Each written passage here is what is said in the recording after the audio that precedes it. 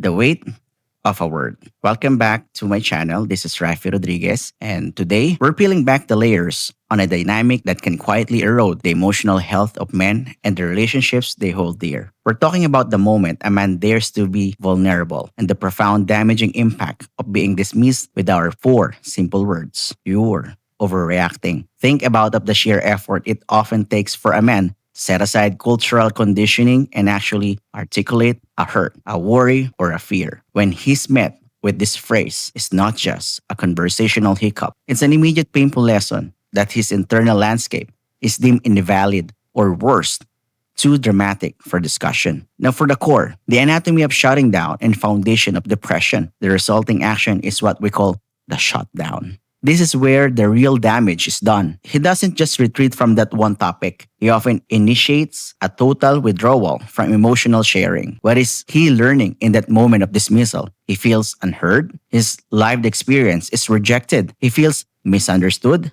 His internal struggle is being minimized. Now he feels emotionally alone. That person he chose to trust has created distance instead of connection. The feeling of profound emotional isolation, the belief that no one will ever truly get it, is not just sadness. It is tragically often the quiet compounding foundation of male depression. He learns to internalize everything, believing silence is safer than vulnerability. Now here goes the high value of trust. What vulnerability means to men. Now we need to emphasize the high stakes here. For many men, emotional vulnerability is not a natural or easy state. It's often viewed through the lens of risk. Society tells them to be stoic, strong, and problem solvers, not sharers of complex feelings. This means that when a man chose to put his genuine, messy emotion on the table, he is executing a deeply meaningful act of trust. It's a testament to his belief in the safety and longevity of the relationship. It's him saying, I trust you with the most guarded parts of who I am. When that trust is betrayed by minimization or dismissal, the wound is deep. It doesn't just hurt his feelings, it fundamentally alters his capacity to connect in the future. Once this trust is broken, rebuilding that wall of stoicism is instinctual. Now for the context and the antidote, focusing on communication. Again, let's be clear on this. This isn't about blaming anyone. This is about highlighting the profound importance of communication and validation. Validation is a powerful antidote to isolation. It doesn't mean you have to agree with his emotion or assess of the situation. It simply means you acknowledge his feelings as real to him. Instead of saying you're overreacting, try saying this. I hear that this is really upsetting you right now.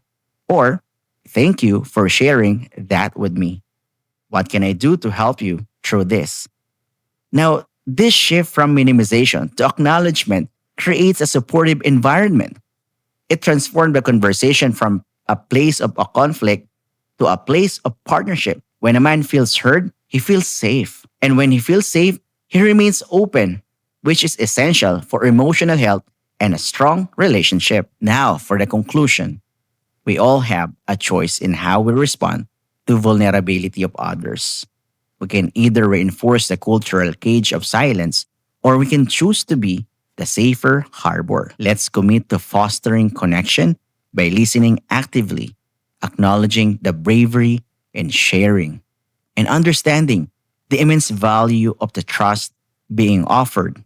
Because in the end, healthy relationships are built not on being right, but on feeling seen. Thanks for listening and joining me for this crucial discussion.